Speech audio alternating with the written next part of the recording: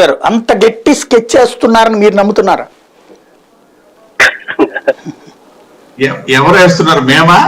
మీరు స్కెచ్ చేస్తున్నారు మీ అధిష్టానానికి, ఎందుకంటే మీకే పాపం పొత్తుల గురించి తెలియని స్టేజ్ లో ఉంది.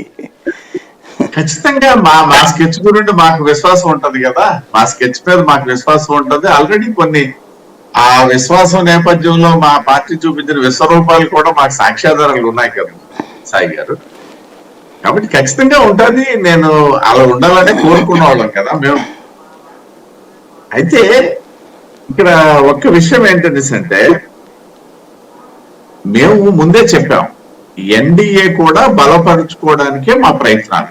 ఒకటి, ఏ రాజకీయ పార్టీ కూడా ఇంకో రాజకీయ పార్టీ ప్రయోజనాల కోసం పనిచేయదు. భారతీయ జనతా పార్టీ అస్సలు పనిచేయదు.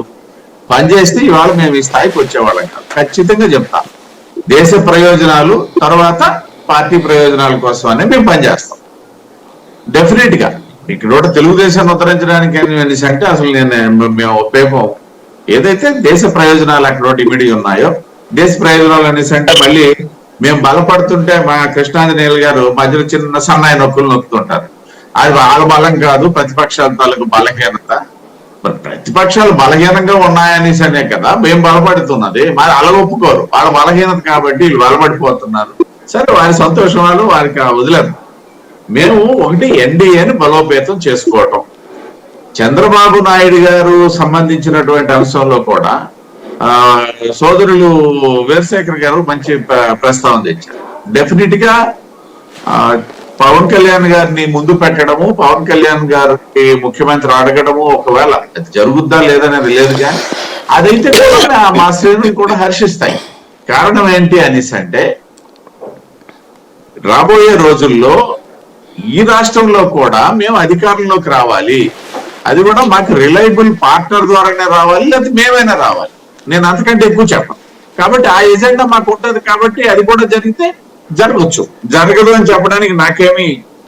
ఒకటి, చంద్రబాబు నాయుడు గారు మీడియాతో మాట్లాడకపోవడానికి ఎవరెవరు ఏదో చెప్తున్నారు. మీడియా వార్తలు కూడా మా వెంకటరెడ్డి మాట్లాడితే పేపర్ల గురించి మాట్లాడుతుంటాడు సోదరుడు. మరి ఇవాళ వాళ్ళ పేపర్లో కూడా ఒకసారి చూసుకోమని చెప్తున్నా. ఫ్రంట్ పేజీ కింద వేశారు ఏదైతే చంద్రబాబు నాయుడు గారు వెళ్ళి కలిసినటువంటి దాంట్లో అన్ని అసత్యాలే. ఒకటి సత్యం ఏంటనేసి అంటే, భారతీయ జనతా పార్టీ సీట్ల విషయంలో కొంచెం ఎక్కువగానే ఎక్స్పెక్ట్ చేస్తుంది అనేది ఏదో అక్కడ రాశారు తప్పిస్తే సత్యం. మిగతావన్నీ అబద్ధాలే రాశారు. అంటే ఇప్పుడు ఎవరికీ తెలియలేదు, చంద్రబాబు నాయుడు మాట్లాడలేదు, అమిత్ షా గారు నోరు విప్పలేదు. మరి ఎట్లా సాక్షి పత్రిక ఎలా తెలిసి? నేను పేర్లు ప్రస్తావించను, క్షమించాలి, వారి పత్రిక అన్నాను, అందువల్ల రాశారు. అందుకే అది ఎవరు అన్నా మళ్ళీ నా సామెత నాకు ఉందన్నమాట, ఎల్లమ్మ నెంచక్కర్లే పాలమ్మను పొగడక్కర్లే. కాబట్టి అందులో వాళ్ళ భాగస్వామ్యం ఉంది, చూసుకోమని చెప్పండి. రెండవది, ఆయన మాట్లాడలేదని దానికి కారణం అయితే నా దగ్గర బలమైనటువంటి సాక్ష్యం ఉంది. ఒకటి, చర్చలు మాత్రం సంపూర్ణం జరగలేదు. అసంపూర్ణ చర్చల నేపథ్యంలో డెఫినెట్ గా మా కండిషన్స్ మాకు ఉన్నాయి. నేను అందులో ఏమీ రాజీ పడట్లే.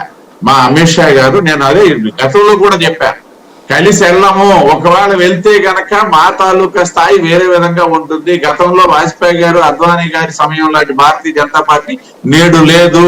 మోడీ, అమిత్ షా గారి భారతీయ జనతా పార్టీ ఆలోచన విధానం వేరు. ఖచ్చితంగా మాకు ప్రయోజనం ఉండాలని చెప్పేసి, మాకు ప్రథమ ప్రాధాన్యం అని చెప్పేసి నేను చెప్పాను. ఇవాళ కూడా మేము విశ్వసిస్తున్నాం.